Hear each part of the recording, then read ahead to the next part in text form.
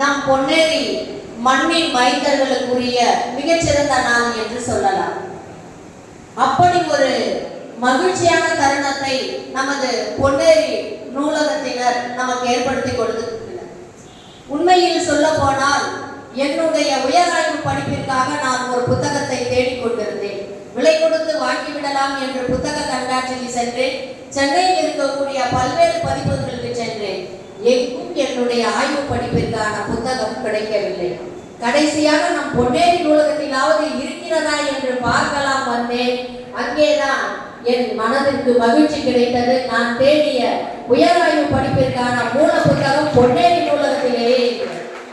அந்த புத்தகத்தை வைத்துதான் நான் என்னுடைய எம்பில் ஆய்வு பட்டத்தினை முடித்து அதில் மிகச்சிறந்த உயரிய பட்டத்தினை பெற்றேன் என்பது குறிப்பிடத்தக்கது. நம் பொன்னேரி நூலகம் அத்தகைய பெருமை வாய்ந்தது. தேடி கிடைக்காத பெருஞ்செல்வம் அது. எந்த புத்தகம் வேண்டுமானாலும் எப்பொழுது வேண்டுமானாலும் தொலைபேசியில் அழைத்தாலும் அவசரம் என்று கூறினாலும் எடுத்து தருவதற்கு தயாராக இருப்பவர்கள் தான் நம் பொன்னேரி கிளை நூலகத்தில் பணியாற்றி கொண்டிருக்கக்கூடிய அத்துணை நல்வுள்ளங்கள். இது நான் என்னுடைய தாயார் இந்த நூலகத்திற்கு புத்தகம் இது வேண்டும் என்று சொல்லும் பொழுதிலிருந்து கிட்டத்தட்ட 40 ஆண்டுகளுக்கு மேலாக இது தொடர்கதையாக தொடர்ந்து கொண்டிருக்கிறது. நான் உங்களை போன்ற சிறு குழந்தை மாணவியாக இருக்கின்ற பொழுது என் அம்மா எழுதி கொடுப்பார், இந்த புத்தகம் போய் நூலகத்தில் வாங்கிவார் என்று. அப்பொழுதிலிருந்து ஆரம்பித்தது. அதன் பிறகு நானும் என் பள்ளி மாணவர்களும் இதில் நிறைய பேர் உறுப்பினர்களாக இருக்கின்றார்கள். அந்த பெருமையும் நம் பொன்னேரி கிளை நூலகத்தையே சாரும்.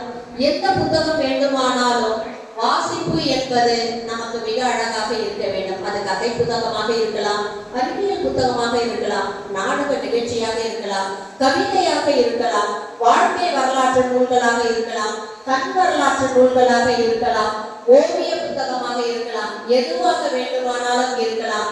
இன்னும் சொல்ல போனால் கிட்டத்தட்ட 50 ஆய்வு கட்டுரைகளுக்கு மேல் நான் பல்வேறு கல்லூரிகளிலும் பன்னாட்டு தேசிய கருத்தரங்குகளை நான் என் குரல் ஒலித்திருக்கிறது என்று சொன்னால் அதற்குரிய குறிப்புகள் பலவற்றை எனக்கு தந்திருக்கக்கூடியது நம் பொன்னேரி கிளை நூலகம் என்பது குறிப்பிடத்தக்கது. இன்றைக்கு உங்களிடையே நான் பேசக்கூடிய அளவில் ஒரு திறமை வாய்ந்த ஆசிரியராக இருக்கிறேன் என்று சொன்னால் அதற்கும் இந்த நூலக புத்தகங்கள் தான் காரணம். நீ யார் என்று சொல்லு, அல்லது உன் நண்பன் யார் என்று சொல்லு, உன்னுடைய திறமையை நான் அறிந்து கொள்வேன் என்பது பழமொழி. ஒரு நல்ல புத்தகம் 100 நண்பனுக்கு மேல் சமம். அத்தகைய புத்தகங்களை இன்றைக்கு வாசிக்கும் நேரம் என்பது குறைந்திருக்கிறது என்று நான் சொல்வேன்.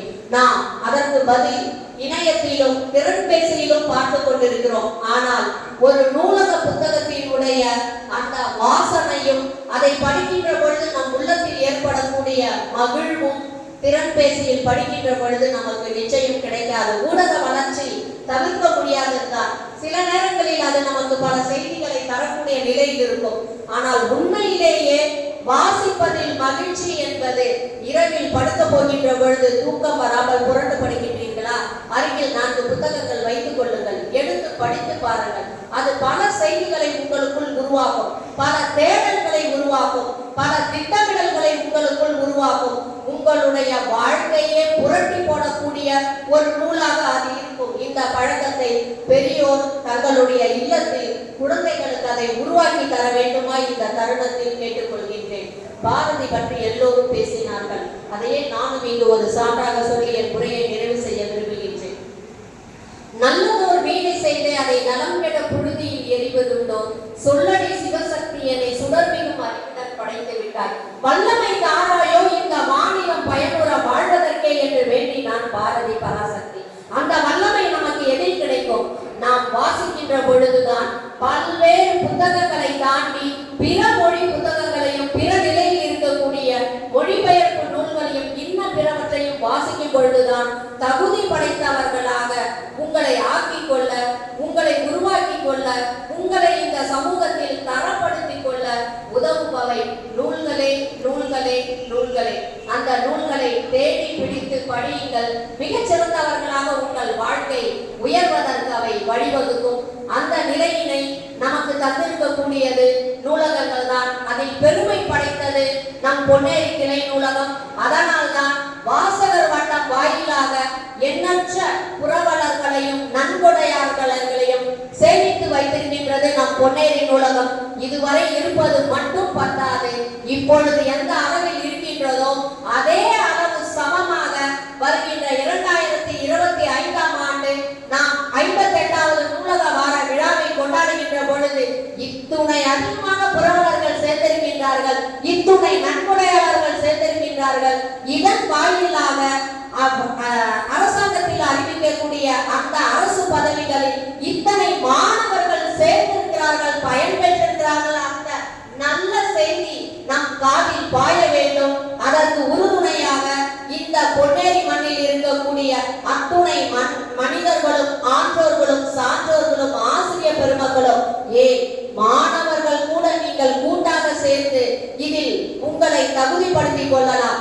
சென்ற வாரம் கூட நீங்கள் தொலைக்காட்சியில் பார்த்திருப்பீர்கள். ஆந்திர மாநிலத்தை சேர்ந்த ஒரு மாணவி மொபைல் பேங்கிங் என்று சொல்லக்கூடிய பல்வேறு நூலகங்களை தன்னுடைய அந்த ஆந்திர மாநிலத்தில் ஏற்படுத்தியிருக்கின்றார். அதில் 3 கிளைகள் நம் சென்னையிலேயும் அவர் ஏற்படுத்தியிருக்கின்றார் என்பது மிகப்பெரிய ஒரு செய்தியாக ஊடகத்தில் நாம் பார்த்தோம்.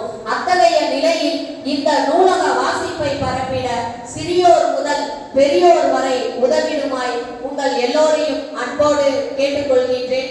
நன்றி, வணக்கம்.